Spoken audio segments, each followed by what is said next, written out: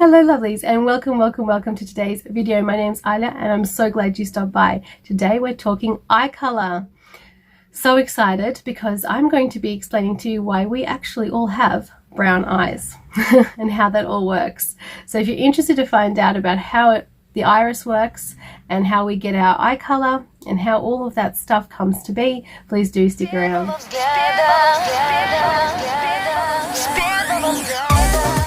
What an interesting topic this really is.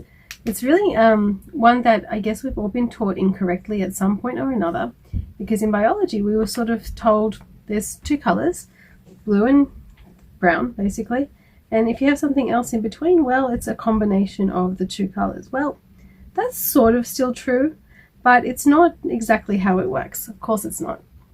And what's more is there's no such thing as a blue eye, not really.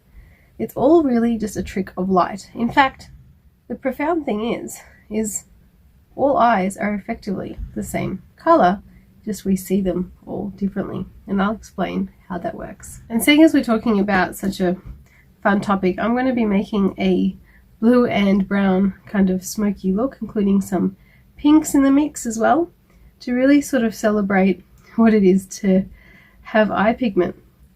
So what we have to start off with is the iris. Okay, the iris is basically a set of muscles, set of sphincteral muscles, which means that they're nice and round, and they can close and open depending which muscle is active. Okay, and behind them all is a really beautiful dense pigment epithelium. So behind the iris that you see is another kind of iris, or another disc, which is 2 layers thick. So really thick for the eye, when we're talking about the eye, and it's really dark. So it's basically a browny, kind of like the color of a really deep freckle. Okay, really dark, deep, blackish brown.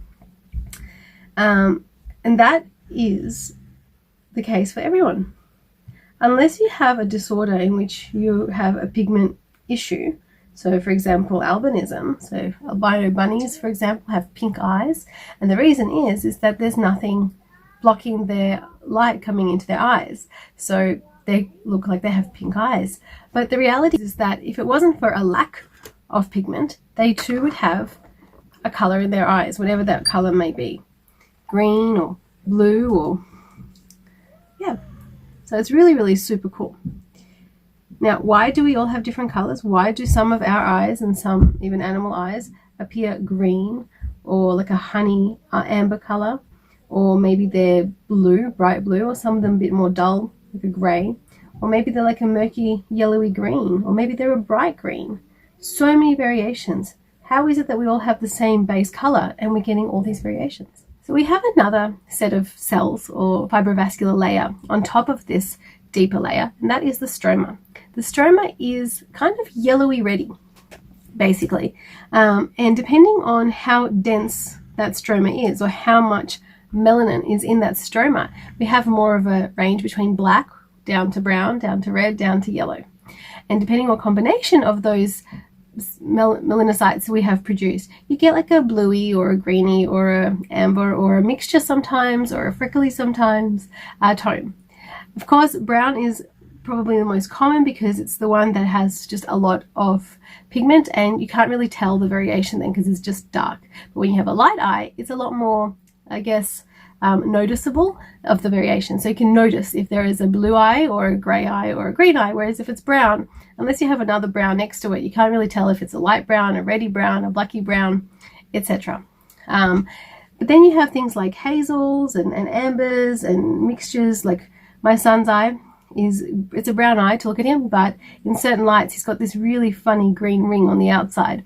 You know, these are things that will be very unique to the individual, and they very much are genetic. But it's not as simple as that biology example I started with. In fact, it's really complicated. We actually have about 15 genes mixed up in determining our eye color. Quite a lot for such a simple trait. As I said, basically we all have brown eyes, just with a bit of a cool layer on top that might cause a little bit of variability. Now that variability is extremely similar to the variability we get when we look up at the sky. Okay, the sky, as we all know, isn't actually blue. It's see-through. It's just what separates us from space. We know that there's no blue blanket sitting on top of it giving it its color. We also notice that with different weather and different types of sunshine and different times of day, it does vary in its color. Even on the clearest day, you get variabilities depending where the sun is coming from. And that is a phenomenon called Rayleigh scattering or Tyndall scattering. So that's just named after the person who first, or the people who first described this. So these were scientists who realized that when light shines through a medium, so in this case they were talking about the sky and all the little water particles, some light is filtered and some light is reflected. And the reflected light gives us different shades of blue, probably because blue or ultraviolet, more towards the ultraviolet side of the light spectrum, is the shortest wavelength of light. It travels the fastest, whereas red on the other side is very slow and long. So it's probably why we see it more readily. And that's why we get these beautiful blue eyes, beautiful blue skies, unless there is something there to absorb light and not reflected. In this case, we're talking about pigment. The reddy yellow pigments that we do have to give us that variation against the browny black pigments are also melanins, but they're just known as pheomelanins. It's just a different type and therefore has a different reflection and produces a different color when we observe each other's eyes. The iris muscle itself is actually really, really complex. Aside from giving us, our eye color, which is probably the most noticeable thing about a person, sort of the way you would describe someone. We always talk about, skin, hair, eye color, and pretty much hide. That's kind of how we describe each other. So it's fair enough that eye color has come up for several debates, both in the science and social spheres throughout the years. That makes perfect sense. It's definitely a defining trait, or phenotype, as we know. So phenotype as opposed to genotype. So genotype is the type of genes we carry, and phenotype is the traits we show. So for example, I might have the genotype for, blue eyes, for example, but my phenotype is for brown eyes or more melanin. And that's why my skin's a little bit more yellowy in pigment and my eyes are a bit of a dark brown, and so forth and so on. But I may have a chance of having children with lighter eyes because I'm carrying a gene that I might pass on that is for light eyes. That's how the difference is usually defined.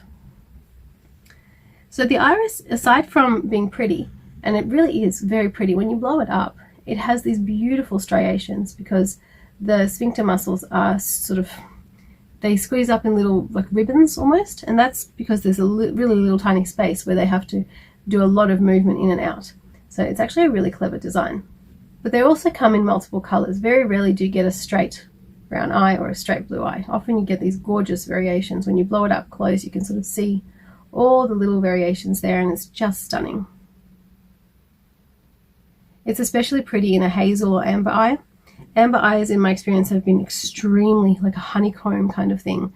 You get these kind of almost browny but reddy brown bits, and then you get these bright yellow kind of honey colored bits, and it's just really is stunning. It really is like looking at a piece of amber jewelry. Green eyes are fantastic too because they're very rarely actually green. They're normally brown with bits of yellow through them, and if you back up enough they look green, but if you get close enough they're just this mosaic of stunningness. Really, really pretty. All these things are really, really pretty to look at. But more importantly, the iris controls how much light goes in the eye, and it does so by controlling the aperture, which is our pupil, which is the black spot in the middle or the hole in the middle. And that will then describe to our brain how much light is available. It will also control so there's not too much light coming in. It's a really, really important thing. And for people who have aniridia or no iris, it's a real struggle. They end up suffering from many diseases that are so dependent on the iris and the iris conjoining structures. It's a real shame when something like that happens. We really do need every little structure we have. Everyone has its own very intricate role, and they're just so important. It's true that with mood and also with lighting and also with whatever color clothing we wear, the eye color can change. And the reason for that is we might be showing more or less area of the iris with mood, because we are controlling our iris with this fight or flight or rest and digest response that our nervous system has. So when we have fight or flight, we tend to get this big dilated pupil. Also true of low lighting. We also get a big dilated pupil when it's pretty dark, and that may show less color because the iris is all gathered up, bunched up in the corners, and that gives it perhaps a darker appearance, because all those layers are all bunched up together, so less reflection is happening and much more absorption is happening. Whereas when you're sort of when it's a bright room, not only do you have a tiny pupil because it's bright and the eye is trying to control how much light is coming in, there's also more light available to reflect off your eye, providing more variation in the color story, but also allowing more of those beautiful pigmentary areas to shine, to literally shine. So I've got my beautiful pinky brown, purpley smoky eyelid. Now I'm going to introduce on a tiny little flat brush like this my gorgeous Double Down Cosmetics blue. This is the Strength, probably the most stunning blue I've ever come across. Just like any blue, has this sort of two-tone about it. I'll just put it on so you can see. It's kind of an aqua, but it's also kind of a stunning sky blue. It's just so beautiful. And I mixed it last week, I think it was, or a few videos ago. I mixed it with some green to get like a turquoise, and it was just so easy to do because it just has such versatility. I'm just stamping it on for all the blue eyes out there. Creating a beautiful lower lid to celebrate that. Next to the iris is a continuation called the ciliary body. The ciliary body controls a lot of things, one of which is our focus. It controls the zonules that allows us to zoom in and zoom out when we're young, a function that we eventually lose and we end up needing reading glasses, but when we're younger it's definitely something that we have, and it's called accommodation, and it's all thanks to that ciliary body. Now, it does a lot of things. It also has another kind of connected structure called the trabecular meshwork, and that controls how much fluid is then let out of our eye. We've constantly got fluid coming into the interior of our eye, not tears, nothing to do with the tears at all, a separate internal eye-brain type of fluid being produced to nourish the eye and, you know, make sure that all the layers inside have really good mineral supply and all that sort of stuff, but then it has to all go somewhere. And in a perfect world, it all drains out of, some of it out of the ciliary body, sort of different canals and channels, but for the most part through the trabecular meshwork, which sits just outside of the iris that we see, between the sclera, the white part, and the cornea junction, and the junction with the iris. So this exact sort of margin there, and that's called the angle. Now, if everything is okay, that angle works really, really well, and the trabecular meshwork is nice and loose, and you know, everything happens just beautifully as it should, poetically as it should, but then occasionally it doesn't. And in that case, we've got different things like drops and lasers and whatever to help it along its way. The other thing that can sometimes happen to the iris is it can get swollen. And usually, in my experience, it has something to do with a rheumatoid situation in the body, so it's usually a part of a greater autoimmune disease.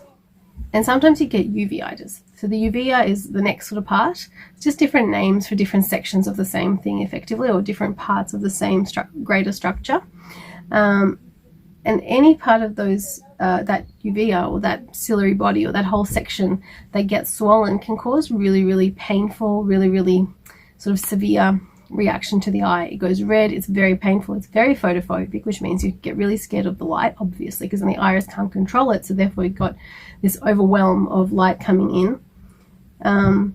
And sometimes the iris can actually stick, and this is one of the most sort of biggest things as a clinician we aim to improve. The iris can actually stick to the cornea, can stick to the clear bit at the front. Scary. So what we do as soon as we see somebody that we can confirm has uveitis or iritis or any kind of ciliary body inflammation, straight away dilate their pupils. I know it sounds crazy. They're scared of light and you're making them even more light sensitive. Yes. And the reason is that we're trying to protect that iris muscle by making it go away to its little bunch away home where it's nice and safe. And then we can work on decreasing the inflammation with some steroid at the front of the eye. So a lot of people I know don't really think about the dilating part of things. They go straight for the steroid, which is correct, but you have to protect that iris because it almost always will stick. If not completely, well then at least a little bit. And worst case scenario, you end up with a misshapen iris, which is not pretty. Just, you know, it's functionally got its problems and its consequence. But then the other side of the coin is that you may have actually damaged something inside the eye by not fully treating it when you had the chance. Has anyone seen that video of the school teacher? Looks like it's back in the sort of 60s or back in the day.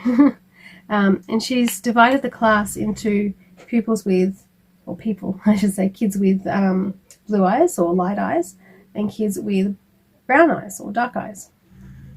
And, you know, it was an example to kind of highlight politics and the relevance of how we look versus how capable we are. You know, she ran a bit of an experiment based on just the color of their eyes. Can you imagine being treated differently just because you had a different color eye? That would be ridiculous. I mean, at least with skin color, you know, it runs in families. But even then, you know, I know for my family, I'm the darkest one we have. And it was always sort of highlighted, we're Russian, so everyone else is pale. You know, and it was always sort of highlighted how tanned I am. And as you can see by this video, I'm not very tanned at all. I sort of tend to go for a, like right now I'm putting on a warm 2, which is probably the most common color there is as far as white skin goes. You know, it's just a warmer or yellower kind of hue. At school or at uni, I was friends with people that tended to be the Mediterranean or Indian or that sort of thing, because that was closer to my culture, but also closer to my appearance. Like, we not only did we all eat strange food, foreign foods, and have foreign ideas about, you know, how we practice things on the weekend at home, but not only that, we also had a physical appearance that kind of did correlate quite nicely with one another. So it did not go unnoticed, let me tell you. We definitely did see that and understand that, and we all grew up with it in our own individual ways. So it just goes to say that, you know, melanin, it's the same pigment, it's a huge compound. It gives us our skin color, it gives us our eye color, it gives us our hair color, it gives us our freckles, it gives us so much. It gives us our tendencies towards skin cancers, it gives us tendencies towards vitamin D deficiencies. It's such an important part of our makeup. To then judge somebody socially or politically based on that is, I find it all very kind of silly. It just shows how some weaknesses in human society, doesn't it? Anyway, didn't mean to get all political on you guys, but every time I talk about eye color, I can't seem to help but think back to that video. And if I can find it on YouTube, I'll copy down a link below in the description so that everyone can have a look at the irony of the fact that we all do have brown eyes, but they don't all look brown, and therefore we can judge each other in a certain way accordingly. Crazy. All right, my lovelies, I hope you enjoyed today's video. I think that eye color is such a fascinating topic because, you know, I've got really dark eyes. My parents have really dark eyes. My stepdad has blue eyes. My sister has hazel eyes. So that kind of all makes sense, right? But my kids both don't have a pure brown eye. One has, like I said, a brown with a green circle. The other one has like a lighter brown. It's just crazy. It really is just crazy how fun these colors all translate over, you know. And you would think that with a family that my mother's line all has dark eyes, we would just all have dark eyes. But, you know, these things are not so black and white, not so black and blue, apparently. All right. If you have a chance to jump over to Instagram, there's more stuff going up there all the time. Definitely easier to update you there and give you some really fun stuff to look at, like the garden and oils and all other things that come with Alya's creations. If you haven't subscribed already, please go ahead. Hit that beautiful big red subscribe button, make it go grey. And that means you're part of this creative family. If you'd like to be notified when the uploads go up, please hit the bell. Leave me a comment to let me know anything you'd like to know about the eyes or wrapping or makeup, and I'll definitely be around to answer the question. Hope you're all staying safe and happy out there, and I can't wait to see you on the next one. Bye.